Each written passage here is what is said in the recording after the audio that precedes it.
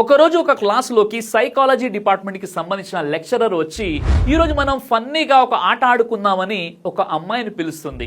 ఆ అమ్మాయికి 6 నెలల కొడుకున్నాడు. నీ లైఫ్లో నీకు ఇష్టమైన 30 పేర్లు బోర్డు మీద రాయమని ఆ లెక్చరర్ అమ్మాయితో అంటుంది. ఆ అమ్మాయి తన కుటుంబం సభ్యుల పేర్లు, భర్త, ఇంకా స్నేహితులు వీళ్ళందరి పేర్లు కూడా బోర్డు మీద రాస్తుంది. ఆ విధంగా రాసిన 30 పేర్లలో ఎక్కువగా ప్రాధాన్యత లేని 3 పేర్లు తుడిపివేయమని అంటుంది. ఆమె బోర్డు మీద ఉన్న 3 స్నేహితుల పేర్లు చెరిపివేస్తుంది.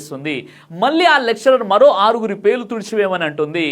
ఆ అమ్మాయి తన బంధువుల యొక్క 6 పేర్లను బోర్డు మీద నుంచి చెరిపివేస్తుంది.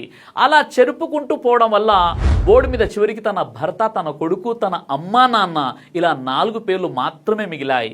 ఆ క్లాస్ మొత్తం ఒక్కసారిగా సైలెంట్ అయిపోయింది. ఆ లెక్చరర్ మరొక 2 పేర్లు తుడిచివేయమంటుంది. ఆ అమ్మాయికి చాలా కష్టంగా, బాధగా అనిపిస్తుంది. అయినప్పటికీ తన అమ్మా నాన్న పేర్లు చెరిపివేస్తుంది. చివరికి తన భర్త, తన కొడుకు పేరు మాత్రమే అక్కడ ఉంటుంది. ఆ లెక్చరర్ మిగిలిన 2 ఒక పేరు తుడిచివేయమంటుంది. ఆ అమ్మాయి కళ్ళలో నీళ్ళు వచ్చేస్తాయి. బాధపడుతూ తన కొడుకు పేరు చెరిపివేస్తుంది. చివరకు మిగిలింది తన భర్త పేరు మాత్రమే. ఆ తర్వాత అమ్మాయి ఏడుస్తూ వెళ్ళి తన ప్లేస్ లో కూర్చుంటుంది.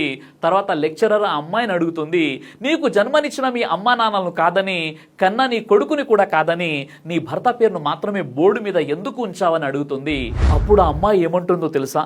తల్లిదండ్రులు పెళ్లి చేసి పంపించి వేస్తారు, కొడుకేమో పెళ్లి చేసుకుని వెళ్ళిపోతాడు, కానీ జీవితాంతం తోడుండేది భర్త మాత్రమే. అందుకే నా భర్త పేరు నా జీవితంలో నుండి చెరిపి వేయలేదంటుంది. అందరినీ కూడా వదిలి నిన్ను నమ్ముకొని నీతో పాటు వచ్చిన నీ భార్యకు నువ్వు ద్రోహం చెయ్యకు.